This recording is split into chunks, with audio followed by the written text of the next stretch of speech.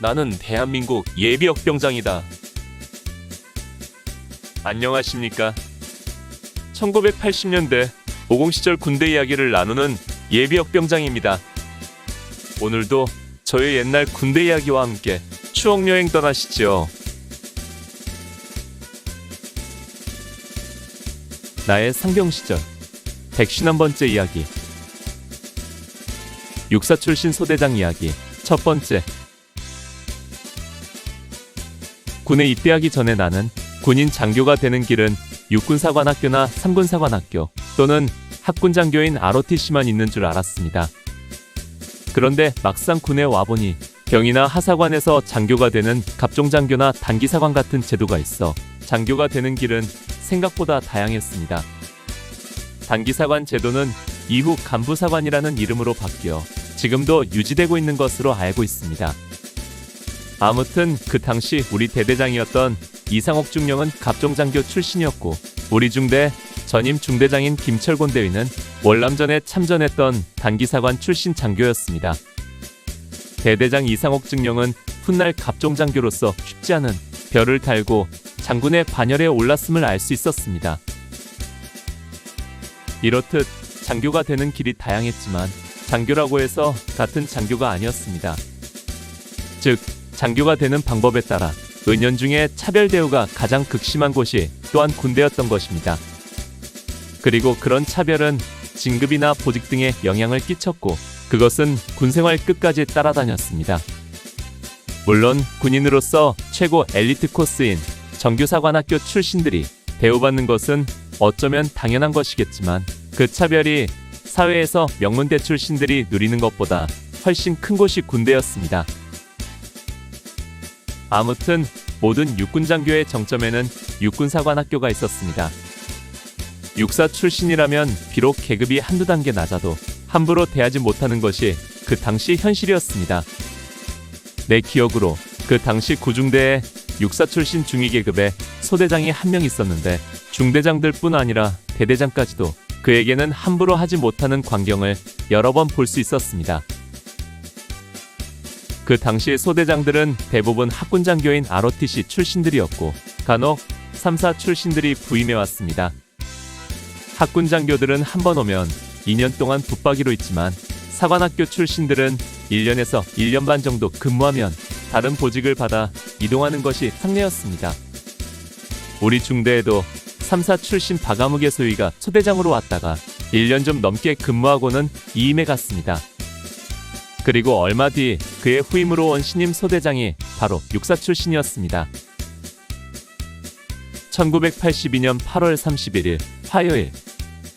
이날은 양구터널 도로 작업이 예정되어 있어서 작업 나갈 채비를 하고 있었습니다. 작업이나 사역을 나가기 위해서는 통일화를 신고 작업물을 써야 합니다. 개인화기인 소총만 지참하고 물을 떠먹을 수 있도록 수통 정도만 탄띠에 차고 그 대신 삽과 곡괭이, 단가 등 작업 도구를 챙깁니다. 이렇게 아침부터 중대 창고에 가서 작업 도구 등을 수령해 오고 복장을 갖추며 작업 나갈 준비를 하고 있는데 주번하사의 전달 소리가 들렸습니다. 동작 간의 전달 복창. 단독 군장으로 연병장 집합 5분 전. 우리는 의아했습니다.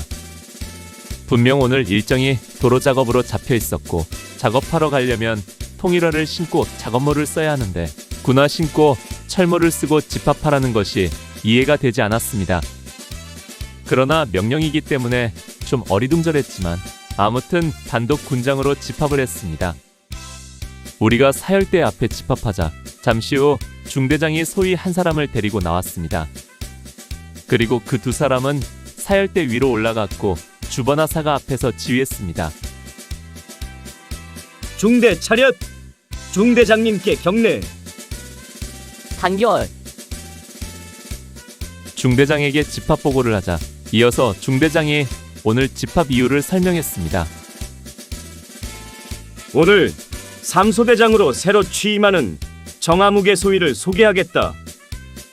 정소위는 육사 38기로 이번에 우리 중대 3소대장으로 보직되어 왔다. 앞으로 훌륭한 소대장의 지휘 아래 멋진 우리 중대를 만들어 나가자. 그렇습니다. 육사 출신 신임 소대장이 새로 부임하였다고 일종의 취임식을 거행하고 있었던 것입니다. 내 군대 생활을 통해 소대장 취임식은 이때가 처음이자 마지막이었습니다. 그야말로 육사 출신의 위상을 여실히 보여주는 행사였습니다. 이렇게 정소희는 우리 중대 3소대장으로 보임되어 우리와 함께 생활하게 되었습니다. 이날 취임한 육사 출신 소대장은 다르긴 달랐습니다. 그동안 ROTC나 3사 출신 소대장이 처음 왔을 때 하던 행동과는 그 차원이 달랐던 것입니다. ROTC 신임 소대장들은 보통 7월 초에 자대 배치되어 오는데 이때가 되면 부대가 갑자기 살벌하게 됩니다. 연병장에 신임 소대장들이 쫙 깔리고 조금이라도 군기를 위반하거나 어리벙벙한 사람이 있으면 가차없이 현찰박치기를 날렸습니다. 특히 식사 시간에 식기를 들고 가지 않은 고참들이나 멀리서 보고도 경례 안 하는 경우는 거의 타깃이었습니다. 이때가 되면 연병장 곳곳에 기합받는 사람, 선착순하는 사람, 식기를 입에 물고 가는 사람 등등 일대 혼란이 벌어지게 되지요. 그래서 7월 한 달은 몸조심하는 것이 최상이라는 말까지 나돌 정도였습니다. ROTC 신임 소대장들이 이렇게 설치는 데는 그들의 1년 선배들 때문이라고 했습니다. ROTC 장교들은 연대 BOQ에서 기숙하는데 신임 소대장들이 군기 잡는 것을 제대로 하지 않으면 퇴근 후에 숙소에 가서 1년 선배들에게 혹독한 얼차려를 받는다는 것입니다. 따라서 신임 소대장들이 죽기 살기로 군기왕립이라는 미명 아래 사병들을 잡들이 하는 것입니다. 물론 한두 달 정도 지나면 언제 그랬냐 싶게 사그라듭니다. 매년 반복되는 일종의 통과 의례였지요. 그러나 새로운 육사 출신 소대장은 전혀 그런 것이 없었습니다. 사병들 군기 잡을 일도 없었고 큰 소리 내는 일도 없었습니다.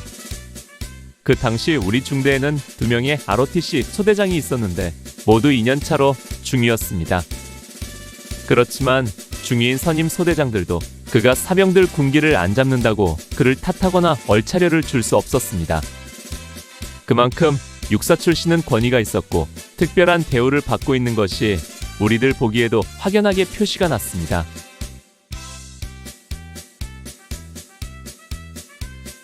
오늘 추억여행에 함께 해주셔서 감사합니다. 다음 이야기를 기대해 주시고 구독과 좋아요 부탁드립니다. 항백